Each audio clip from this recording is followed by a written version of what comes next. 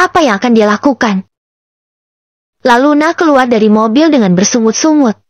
Bibir berwarna burgundi miliknya terlihat terus saja bergerak, terlihat tengah memaki seseorang.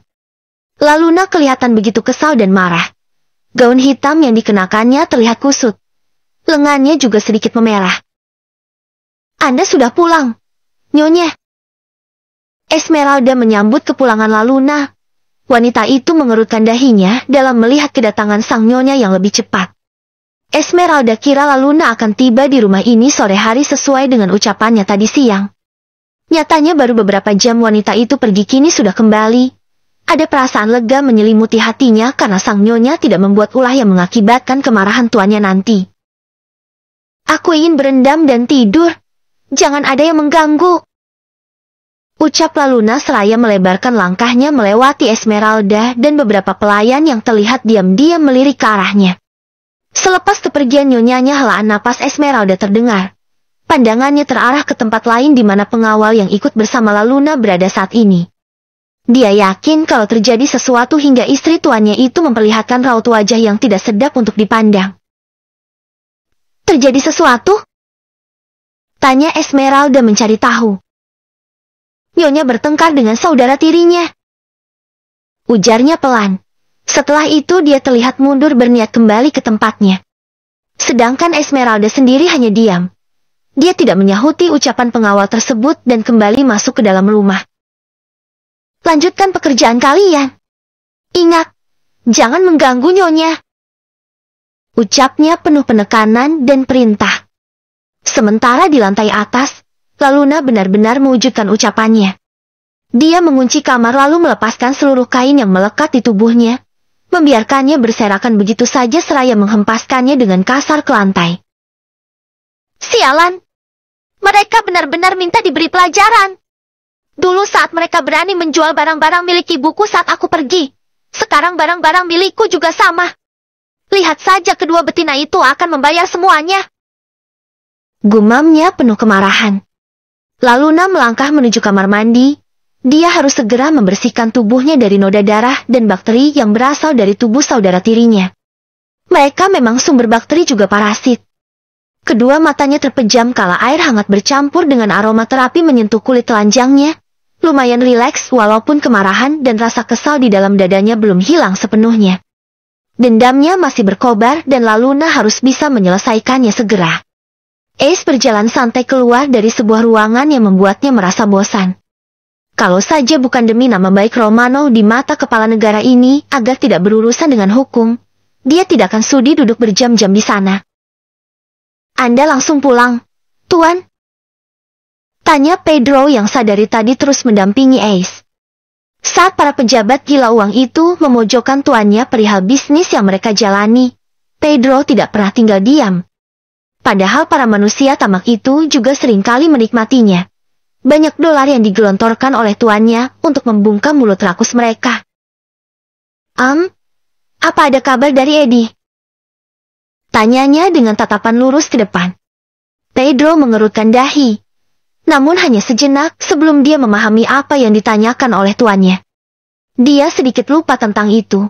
Tadi Addison yang merupakan bawahannya tersebut mengabari kalau sang nyonya sudah kembali ke kediaman Romano, walaupun di tengah perjalanan mulutnya tidak berhenti mengoceh. Membuat Addison berulang kali menggosok telinganya. Nyonya sudah kembali, ucapnya padat dan singkat. Kali ini giliran Ace yang mengerutkan dahi. Dia melirik kecil pada Pedro yang terlihat tenang seraya menyamakan langkah dengannya.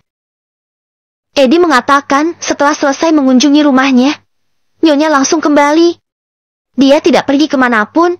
Sepertinya terjadi sesuatu di sana hingga Nyonya lebih memilih kembali ke rumah. Nyonya juga sempat menanyakan pada Eddie apakah Tuan menjual peledak selain senjata api. Lagi-lagi dahi Pedro berkerut, kali ini liputannya makin ketara jelas. Dia yang memang tidak tahu masalah yang terjadi pada Laluna. Karena tadi tengah berdebat dengan para manusia tamak saat Addison menghubungi Ace. Jetty hanya bisa mengira-ngira kenapa nyonyanya menanyakan hal tersebut. Sudut bibir Ace berkedut. Dia tidak mengeluarkan suara apapun. Terlebih saat mendengar kalau istrinya itu menanyakan apakah dirinya menjual peledak selain senjata api. Sebenarnya apa yang ingin dilakukan istri liarnya itu dengan peledak? Apa Laluna ingin meledakkan kediamannya? Atau gudang senjatanya seperti ucapannya tempo hari? Dasar sinting. Kita kembali. Ada yang harus aku selesaikan sebelum terlambat. Ucap Ace. Dan semakin mempercepat langkahnya. Sesampainya di kediamannya sendiri, Ace segera bergegas keluar dari mobil. Dia melangkah lebar memasuki rumahnya. Bahkan pria itu terlihat mengabaikan para pelayan yang menyambutnya pulang. Kedua matanya terlihat bergerak liar mencari seseorang yang bisa saja sudah melakukan sesuatu pada bisnisnya. Di mana dia? Tanyanya tanpa basa-basi. Esmeralda yang sudah paham jelas mengerti. Wanita berkulit hitam itu mengikuti langkah tuannya yang terlihat tergesa-gesa dengan pandangan tertuju ke lantai atas. Nyonya berpesan dia tidak ingin diganggu siapapun. Tuan, Nyonya ingin tidur setelah kembali dari luar. Ucap Esmeralda mengingatkan. Dia tidak mau tuannya terkena masalah karena memaksa menerobos masuk ke dalam kamar istrinya. Tadi Esmeralda sempat melihat keadaan Laluna. Nyonyanya itu memang sedang beran ketika dia mengantarkan makanan yang diminta olehnya. Esmeralda bahkan sampai harus membuka pintu kamar Laluna menggunakan kunci cadangan dari luar karena sang nyonya menguncinya dari dalam. Nyonya juga sempat bertanya, apakah tuan menjual peledak selain senjata api? Imbuhnya. Ucapan Esmeralda kembali membuat langkah Ace terhenti. Kedua matanya spontan terpejam. Helaan napasnya terdengar berat. Rupanya wanita itu benar-benar ingin meledakkan gudang senjatanya karena dia pernah melukai kakinya. Siapkan makan malam. Ucap Ace sebelum dia kembali melanjutkan langkahnya. Sepertinya Ace memiliki tugas baru sekarang. Dia harus mengawasi gerak-gerik Laluna setelah ini. Istrinya itu benar-benar pendendam rupanya dan tidak akan diam sebelum keinginannya terpenuhi. Meledakkan gudang senjatanya sesuai dengan ucapannya saat itu. Di tempat lain, Beatrice terlihat berantakan dengan luka di sekujur tubuhnya. Wanita itu terus saja menangis saat dokter mengobati luka-lukanya. Tidak jauh darinya seorang wanita parubaya yang berpenampilan glamor juga menor terlihat marah melihat keadaan putrinya. Dia terus saja merutuki anak tirinya di dalam hati bahkan menyumpahinya. Dia benar-benar tidak menyangka kalau anak dari mendiang suaminya itu akan melakukan hal ini pada Beatrice. Luka Nona Beatrice sudah saya jahit. Luka di lengan dan kepalanya lumayan lebar.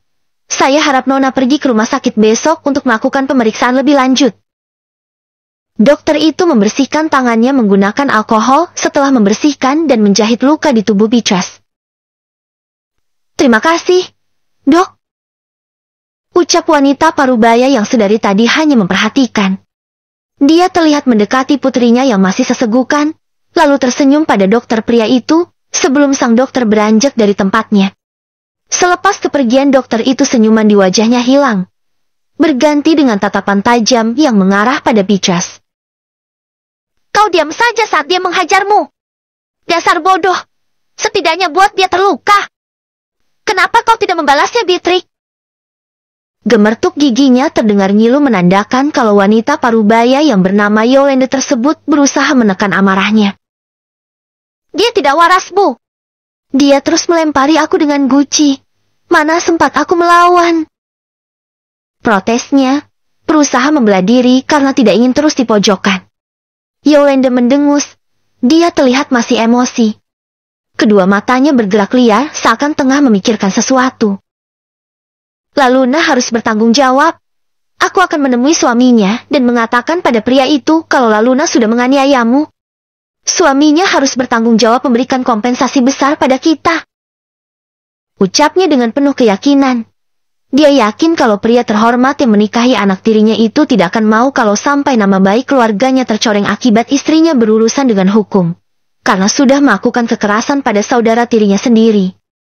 Seringai liciknya terlihat. Ini bukan ide yang buruk. Bab 19,